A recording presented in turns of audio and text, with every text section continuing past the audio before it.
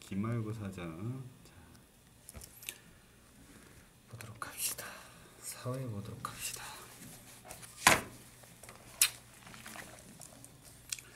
자, 새로운 문물의 수용과 자주 독립 보도록 할게요. 새로운 문물의 수용과 자주 독립 볼게요.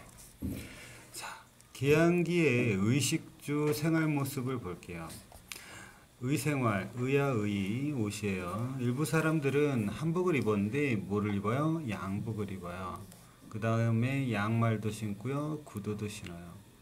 신교육을 받은 여성들은 서양 선교사들의 뭐야? 양장을 본떠서 고친 한복, 개량 한복 같은 거겠죠. 자, 양장.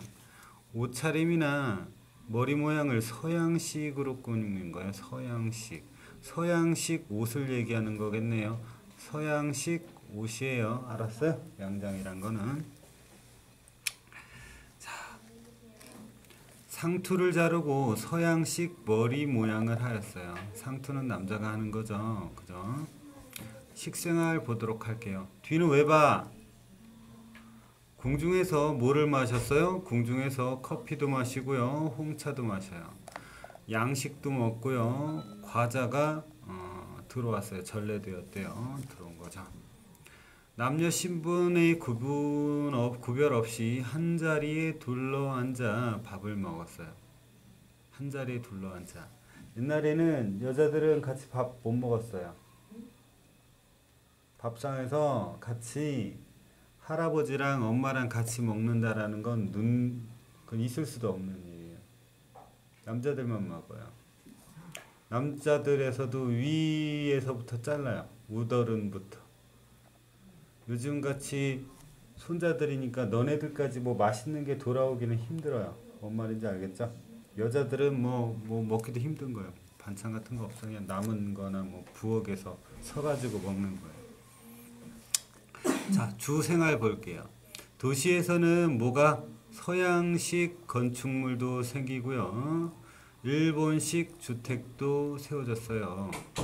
우리 저기 차이나타운 그 연안부두 앞에 가보면은, 그죠? 인천항 앞에 가보면은 그 중국집들 있는 데 있잖아요. 그때 옛날에 세워진 일본식 주택들이 아직 있어요. 조금 있어요. 뭔 말인지 알겠죠? 자, 근대 시설의 도입과 생활 모습의 변화 볼게요. 전기설비. 전기설비는 어디에? 궁궐에 처음 설치됐어요. 경복궁에 뭐를? 발전 설비를 갖추고 불을 밝히는 것이 왕실의 공식 행사였대요. 저녁에 불 켜고 이러는 게. 전화는 궁중용. 궁궐에 먼저 됐군요. 여기에 궁중에 먼저 설치가 되고요. 서울과 인천 사이에 먼저 개통이 됐네요. 전화로 이야기하는 것은 예의에 어긋난다고 생각해가지고 호응을 얻지 못하다가 어떻게 시간이 지나면서 받아들여졌대요. 전차의 종점을 중심으로 서울의 인구가 늘어났대요. 종점과 종점 사이가 좋겠어? 종점이 좋겠어? 종점에는 전차가 오래 서 있겠지, 그지? 양쪽 종점에는. 맞아요? 네. 그래서 이 종점하고 이 종점에는 어떻게 서울의 인구가 늘어났대요. 전화가 개통되던 시기와 비슷한 시기에 서울의 중심지에는 전차가 다녔대요. 사람들은 전차의 모습을 보고 신기해했지만 사람과 전차가 부딪히는 사고가 이어지면서 불만을 갖기도 했대요. 많이 죽기도 할 수도 있겠죠. 위험하죠. 그죠? 그런 게 없다가 있으니까. 철도는 조선에는 큰 충격이자 볼거리였어요. 일본의 조선 침략 의도가 깔린 근대 시설이에요.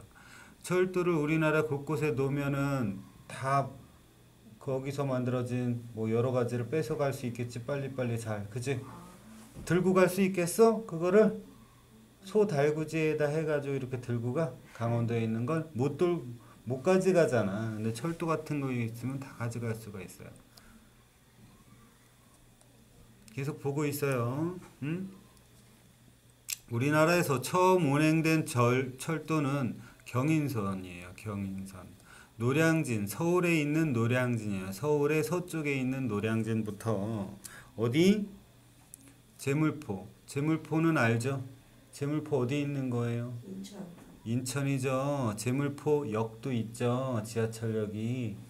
이거 인천이에요. 경인선이에요. 서울에서 인천까지 처음 운행된 철도의 이름은 쓰려면 뭐라고 써야 돼요? 경인선.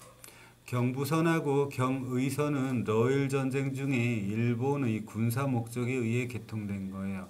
경부선하고 경의선은 언제? 군사옥 쪽이. 일본 놈들이 놓은 거예요. 그렇게 보도록 하자. 그 다음에 옆에 보도록 하자. 근대교육의 도입과 발달. 정부는 국민의 애국심을 일깨우고 신학문과 신기술을 가르치기 위해 근대 학교를 뭐라고? 애국심, 그 다음에 신학문, 신기술을 가르치기 위해서 뭐를 했어요? 근대 학교를 만들었어요. 근대 학교를. 옛날에는 서당에서 바닥에 앉아서 그지 그런 것만 하다가 이렇게 신기술을 가르치는 거예요. 우리나라 최초의 근대적 사립이에요. 사립은 뭐예요? 나라에서 돈 된 게 아니라 개인이 된 거죠. 네. 맞아요? 그게 뭐예요? 원산학사예요. 원산학사. 관립학교는 어디에서 한 거예요? 관립은 나라에서 진 거죠. 국립학교랑 마찬가지죠. 국가기관에서 세운 거고 사립은 뭐예요? 개인이 한 거예요. 알았죠? 유경공원은 뭐예요? 관립. 그 다음에 사립은 원산학사. 외워야 되겠죠? 뭘 가르쳤어요? 신지식도 가르치고 외국어를 가르쳤어요.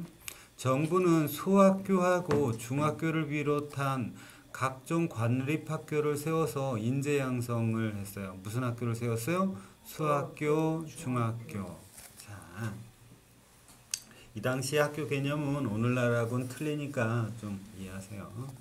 전국 각지에서 많은 애국지사와 애국단체가 애국지사, 나라를 위해서 자기 몸과 마음을 다 바쳐 이바지하는 사람, 나라를 위해 몸 바쳐서 일하는 사람을 애국지사라고 하면 되겠네요. 그죠?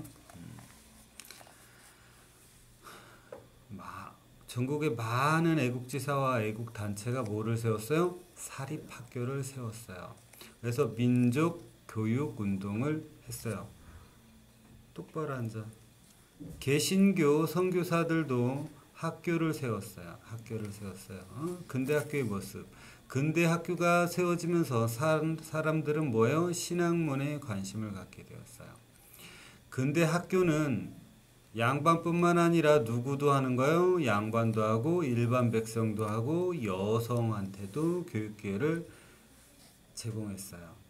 이전과는 달리 신분, 성별을 안 가렸나 봐요.